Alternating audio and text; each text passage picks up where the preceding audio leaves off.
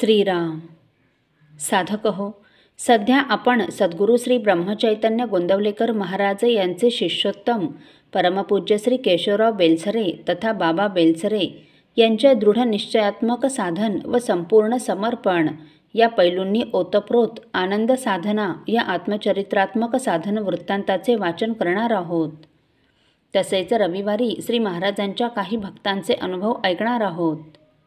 परमपूज्य बाबा सांगतात, माझ्या साधनाला अगदी संपूर्ण निश्चितपणा प्राप्त झाला. अंतःकरणातील देहबुद्धी जाऊन तेथे आत्मबुद्धी स्थिर होणे हेच सर्व साधनमार्गाचे फलित होय. देहबुद्धी नाहीशी करण्याचे 3 मार्ग आहेत. देहबुद्धीमध्ये देहांत राहणारा मी अनेक संस्कारांचे गाठोडे असतो. विचार, भावना, कल्पना, स्मृती, संकल्प इत्यादी वृत्तीरूपाने तो आपल्या अनुभवाला येतो. या वृत्ती नाहीशा केल्या की मी नाहीसा होतो आणि तो नाहीसा झाला की देहबुद्धी आपोआप मरून जाते. म्हणून आत उठणाऱ्या वृत्ती लगेच दाबून टाकणे, त्यांना थांबवणे हा पहिला मार्ग होय. हा बलवानांचा मार्ग आहे. वृत्तीचा प्रवाह सारखा चालू असतो. तो प्रथम आवरून जर वृत्ती दाबून टाकणे साधले तर कालांतराने त्या वृत्ती आपोआप मरतात. त्यांच्याबरोबरच देहबुद्धी देखील क्षीण होत जाऊन मरून जाते. या मार्गात यश येण्यास एकांत व कडक वैराग्य लागते. प्रापंचिकाला ते साधणे कठीण पडते. शिवाय निरोध जर ढिला पडला तर दाबलेल्या वृत्ती केव्हा उफाळून वर येतील याचा नेम नाही. मला हा मार्ग साधला नाही व मला त्याचे आकर्षण पण वाटले नाही. प्रत्येक वृत्तीमध्ये बुद्धीचा अंश असतो. तो जाणीवरूप असल्याने त्याचा आधार धरून प्रत्येक वृत्तीकडे आपल्याला वेगळेपणाने पाहता येते. म्हणून वृत्ती उठली की तिच्यातून मीपणाने किंवा दृष्टेपणाने वेगळे व्हायचे आणि केवळ साक्षीत्वाने तिच्याकडे बघायचे हा दुसरा मार्ग होय. या मार्गाचे वैशिष्ट्य असे की वृत्ती जाईल तिकडे आपण जायचे नाही, तिला अडवायचे नाही. वृत्तीचा खेळ तटस्थपणे बघायचा. हा मार्ग खरोखरच अतिसूक्ष्म आहे. आपल्या वृत्ती देहासंबंधी असतात. त्यांच्यातून वेगळे झाल्यावर मी देह नाही, प्राण नाही, मन नाही, बुद्धी नाही, मी या सर्वांहून निराळा त्यांचा द्रष्टा आहे असा अनुभव येतो. हीच आत्मबुद्धी होय. असा माणूस स्वतःच्या देहाकडे तिराहितासारखा बघतो, जगात पाहुण्यासारखा राहतो. तो व्यवहारात राहिला तरी त्याला करायचे असे काही उरत नाही. तो करून अकर्ता व भोगून अभोगता उरतो. हा मार्ग मला आवडला, पण तो माझ्या शक्तीच्या बाहेरचा वाटला.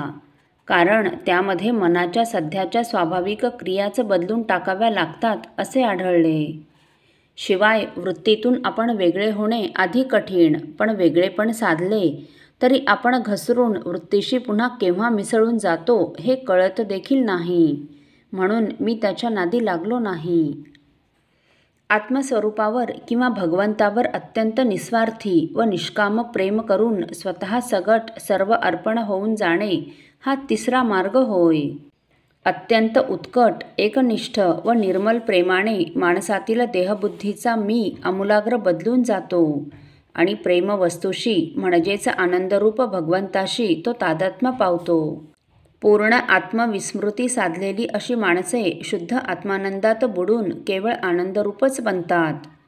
त्यांच्या या अवस्थेला आनंद साक्षात्कार असे म्हणतात. विश्वात व्यापून उरलेल्या दिव्य सौंदर्याचे दर्शन त्यांना घडते.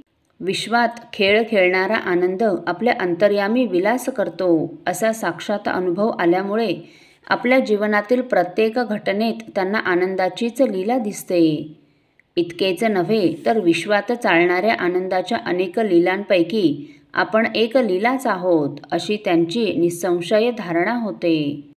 शुभ अशुभात, सुखदुःखात, मान अपमानात, जयापजयात आणि बऱ्या वाईट प्रसंगात सारखा स्वानंद उसळून त्यांचे सगळे जीवन रसमय होऊन जाते.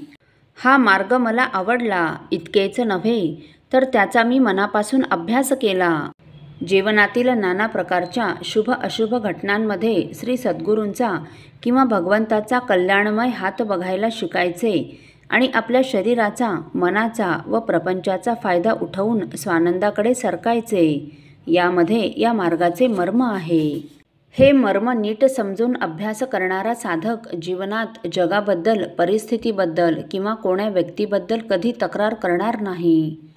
तक्रार करायचीच झाली तर स्वतःला त्याचा बरोबर उपयोग करून घेता येत नाही, म्हणून स्वतःबद्दल तो तक्रार करतो. श्री सद्गुरूंच्या कृपेने हा दृष्टिकोन किंचित पचनी पडल्यामुळे जीवनात थोडा का होईना शांतीचा, समाधानाचा, तसाच स्वस्थतेचा मला खरा अनुभव आला. असो. साधक हो, परमार्थात प्रगती होण्यासाठी परमपूज्य बाबांनी दैनंदिन जीवनात आचरणात आणलेली 2 मूलतत्वे सांगितली. ती मूलतत्वे आपण पुढील भागात ऐकणार आहोत. श्री राम समर्थ.